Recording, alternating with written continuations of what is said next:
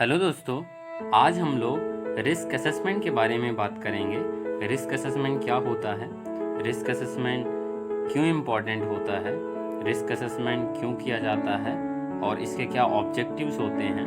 With an example हम लोग आज डिस्कस करेंगे। तो आइए आगे चलते हैं। Risk assessment.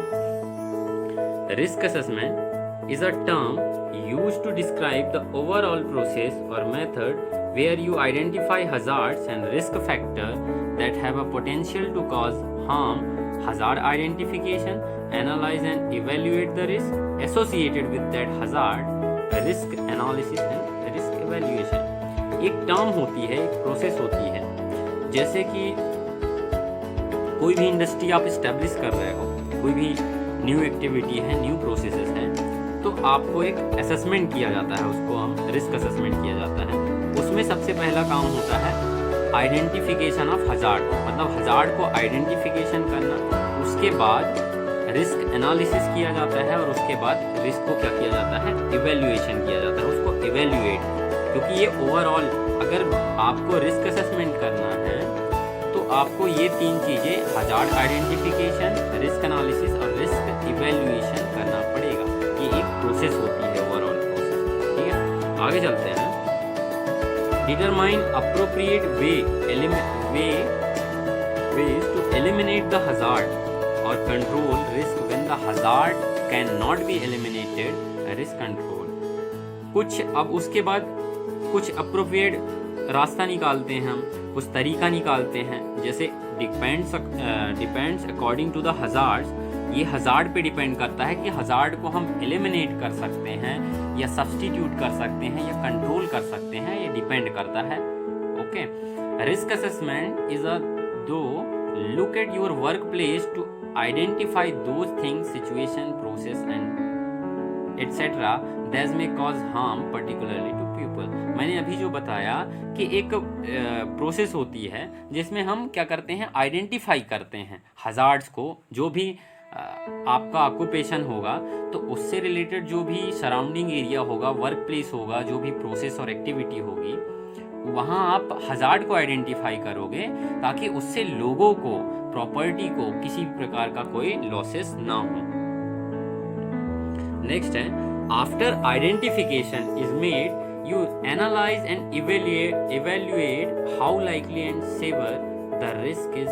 When this determination is made, you can next decide what measures should be in place to effectively eliminate or control the harm from happening। अब आप जब हजार्ड को आइडेंटिफाई कर चुके हो तब उसके बाद आप उसको एनालाइज करोगे, फिर उसको एवेल्युएट करोगे, मतलब आप उस चीज़ का एक तरीके से आकलन कर लोगे, पता लगा सकोगे कि ये हजार्ड की रैंकिंग कितनी है, मतलब कितना ज़्यादा ये इस पर्टिकुलर मशीन से हमें हानि पहुंच सकती है। उसके हिसाब से अपन क्या कर सकते हैं, कंट्रोल मेजर्स लगा सकते हैं या एलिमिनेट कर सकते हैं, सब्स्टिट्यूट कर सकते हैं या उसको कंट्रोल कर सकते हैं, मतलब उससे कोई हार्म ना हो, उसके लिए कुछ मेथड लगा सकते हैं। नेक्स्ट है, अब रिस्क असेसमेंट जैसे मैंने कुछ डेफिनेशन है, डेफिनेशन अगर आपको एक्सप्लेन करना है तो हजार्ड आइडेंटिफिकेशन, रिस्क एनालिसिस और रिस्क असेसमेंट का शॉर्ट डेफिनेशन है। तो risk assessment the overall process of hazard identification, risk analysis and risk evaluation. मैंने जो अभी बताया कि ये ओवरऑल प्रोसेस होती है रिस्क हजार्ड आइडेंटिफिकेशन की, रिस्क एनालिसिस की या रिस्क इवैल्यूएशन की। ओके, उसके बाद है हजार्ड आइडेंटिफिकेशन। हजार्ड आइडेंटिफिकेशन का डेफिनेशन है the process of finding, listing and characterising hazards. एक प्रोसेस होती है जिसमें हम फाइंड करते हैं, फाइंड आउट करते हैं, एक तरीके से लिस्ट आउट करते हैं हजार्ड को और कैरेक्टराइज करते हैं हजार्ड्स को। This is the definition of best definition I think of hazard identification. And risk analysis the a process for comprehending the nature of hazards and determining the level of risk is called the risk analysis।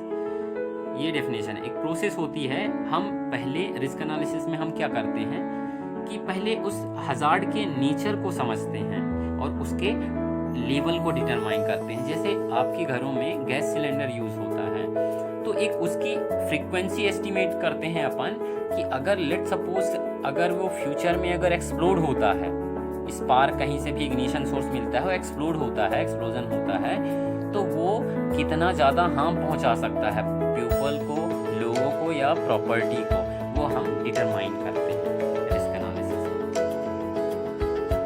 आगे चलते हैं। Risk analysis provide a basis for risk evaluation and decision about risk control. एक basis provide करता है, जैसे कि मैंने अभी बताया कि एक एस्टिमेट अपन निकल लिया, ठीक है, उसको इवैल्यूएट करेंगे। अब जैसे एक्सप्लोजन होगा तो कम से कम नहीं तो एक जो 10 मीटर है, 5 मीटर है, जितना भी एरिया होगा, जो भी एज पर द देयर, जो भी आप फ्यूल स्टोर करके रखते हो, जो भी आप गैस स्टोर करके रखते हो, तो उसकी प्रॉपर्टी से पता चलेगा कितना ज़्यादा फ्लेमेबल है, कितना ज़्यादा हजार्डियस है, कितना ज़्यादा एक्सप्लोसिव है। उसके हिसाब से अपन एनालिसिस करते हैं, उसके हिसाब से अपन डिफाइन करते हैं। Information can include current and historical data, critical analysis, inform opinion and the concern of the stakeholder. उसके बाद इंफॉर्मेशन अपन कलेक्ट कर सकते हैं, जैसे फ्यूचर में जो भी एक्सीडेंट, अपकमिंग जो भी आप कोई भी इंडस्ट्री इस्टेब्लिश कर रहे हो, तो पिछले आप जो भी, जैसे आपने एक एलपीजी बॉटलिंग प्लांट कहीं भी इस्टेब्लिश किया है, तो फ्यूचर में आने वाले, तो आप कुछ 5 से 10 साल पुराने डेटा लोगे कि इससे क्या क्या हज़ार्ड्स हो सकते हैं, किसको सबसे ज़्यादा खतरा रहता है, कहाँ पे खतरा रहता है, कौन से प्रोसेस पे, कौन से मेन स्पेस पे यहाँ हज़ार्ड सबसे ज़्यादा होता है, तो उसके लिए हम कंट्रोल मेजर्स लगाते हैं। एक तरीके से वो इन्फॉर्मेशन अपन कलेक्ट करते हैं, वो उसके लिए हेल्पफुल रहता है एक एनालिसिस करने के लिए। Risk analysis include risk estimation. Risk estimation को इंक्लूड करता है, अपन एस्टिमेट करते हैं, एक तरीके से आकलन करते हैं। जैसे कोई एक्सप्लोड होगा, हाइड्रोजन है, कुछ भी गैसेस एक्सप्लोड होगी, तो अपन एस्टिमेट करते हैं कितना ज़्यादा वो होगा। जैसे इसकी एक रैंकिंग दे देते हैं अपन कि 5 मतलब अपन ने बहुत हाईली उसको कर दिया फ्लेमेबल, हाईली एक्सप्लोजिव, उसके बाद 4, फिर उसके बाद 3, उसके बाद 2, 1, जितना भी उसका नेचर होगा, नेचर हज़ार्ड जो समझते हैं अपन, उसके हिसाब से अपन उसको रैंकिंग करते हैं। उसके बाद रिस्क वैल्यूएशन कैसे करते हैं? The process of comparing an estimated risk against given risk criteria to determine the significance of the risk. अब एस्टिमेट करते हैं एक तरीके से against the given criteria risk, जो भी क्राइटेरिया रहता है रिस्क का, उससे हम एस्टिमेट करते हैं, एक तरीके से आकलन करते हैं। फिर डिटरमाइन जब पता चलता है, जब मेजरमेंट किया जाता है, तब पता चलता है मतलब एक सिग्निफिकेंटली उसका रिस्क का लेवल क्या है, नंबर क्या है, एक एक्यूरेट जो होना चाहिए। ओके, ये पूरा प्रोसेस होता है risk analysis. Why risk assessment is important? Risk assessment important है। Risk assessment are very important as they form an integral part of occupational health and safety management plan.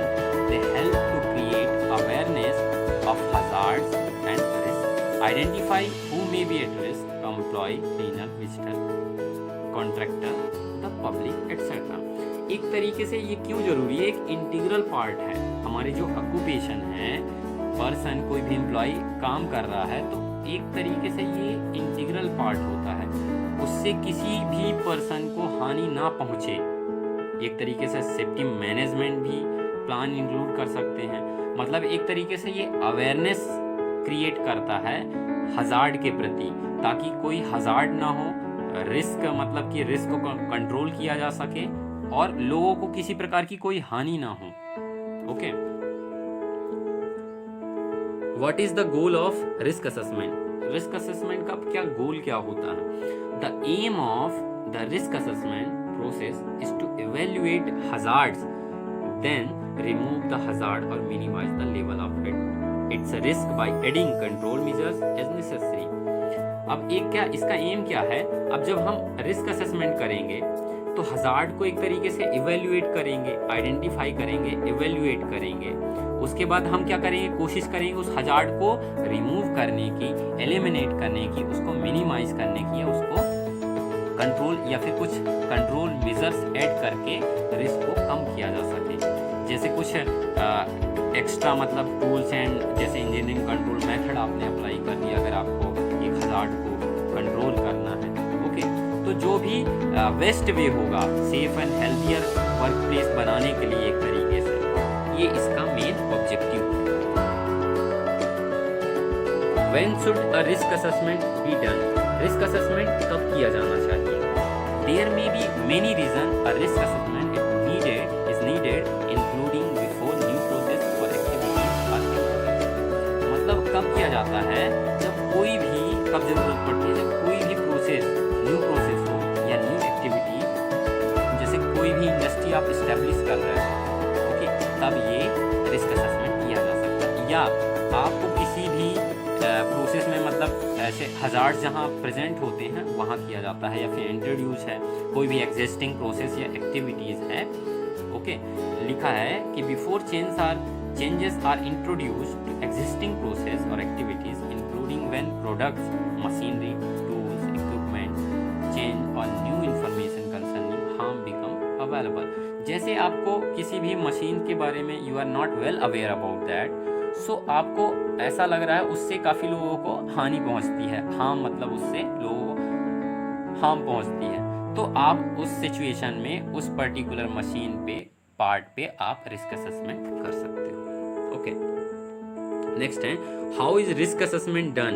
Risk assessment कैसे किया जाता है? Assessment should be done by a competent person or team of individual who have a good working knowledge of the situation being studied. एक कोई भी competent person है who is well aware about that particular field, okay, उसके बारे में उसको proper knowledge होना चाहिए, या फिर कोई टीम हो सकता है, individual, okay, include either on the team or source of information the supervisor and worker who work with the process under review, as these individuals are the most familiar with the operation. कोई भी supervisor है या फिर worker है जो उसके under में काम कर चुका है, ओके, और जो उससे वेल अवेयर है, वेल फैमिलियर है उस ऑपरेशन से, तो कर सकते हैं। प्रोसेस ऑफ रिस्क असेसमेंट, सबसे पहला प्रोसेस होता है हजार्ड को हमारा आइडेंटिफाई करना। जैसे मैंने बताया, the hazard risk assessment is the overall process of hazard identification, risk analysis and risk evaluation. Okay, तो आइडेंटिफाई द हजार्ड, ये हर असेसमेंट की प्रोसेस होती है, ये चीज़ याद रखना बहुत इंपॉर्टेंट है। Who might be harmed and how might people will be harmed? कौन किसको मतलब हार्म पहुंच सकता है, और अगर लोगों को हार्म पहुंचेगा तो कितना पहुंचेगा, ओके।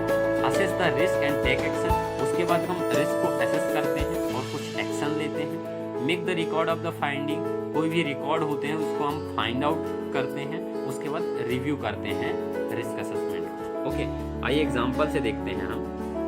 जैसे आप कोई भी रिस्क असेसमेंट कर रहे हो तो सबसे पहले आप लोगे एक रिस्क असेसमेंट नेम। जैसे मान लो आप इसके फोल्डिंग का कर रहे हो, कुछ भी कर रहे हो, तो उसका नाम पर्टिकुलर रहता है, डेट रहता है, लोकेशन रहता है और वर्क एरिया डिसाइड होता है। टास्क फॉर असेस्ड, जो भी असेस्ड लिया है, जैसे इसके folding, confined space, working at height, जो भी लिया है उसका नाम रहता है, ओके।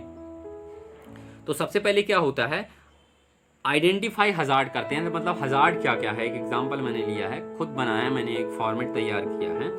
फॉल फ्रॉम हाइट, अब इसके फोल्डिंग है तो वहाँ अगर वर्कर हाइट पे काम कर रहा है तो क्या क्या हजार्ड्स हो सकते हैं, ठीक है। तो पहला मतलब ये बता करते हैं पहले हजार्ड क्या क्या है, ठीक है। इलेक्ट्रोक्यूशन हजार्ड हो सकता है, फॉल फ्रॉम हाइट हो सकता है, और काफ़ी सारे हजार्ड्स हो सकते हैं इसके folding. Who might be harm और who might people will be harm, जो अपना दूसरा प्रोसेस था जो मैंने अभी बताया था, who might be harm and how might the people will be harm. तो हु माइट बी हार्म, कौन हार्म होगा, वर्कर हो सकता है, विजिटर हो सकता है, एम्प्लॉय हो सकता है, कुछ भी, okay. How might the people will be harm, कितना ज़्यादा, मतलब इंजरी जो है, डेथ हो सकती है, फैटेलिटी हो सकती है, सीरियस इंजरी हो सकती है, क्या हो सकती है ये। उसके बाद एग्जिस्टिंग रिस्क कंट्रोल मेजर्स अपन, अब उसके बाद अब मान लो लेट सपोज इंजरी इलनेस, जैसे वर्कर ऊपर से गिरा तो उसको सीरियस इंजरी या फैटेलिटी हुआ, ओके। तो उसके बाद अपन ने कंट्रोल मेजर्स क्या दे दिया, फुल बॉडी हार्नेस उसको दे दिया।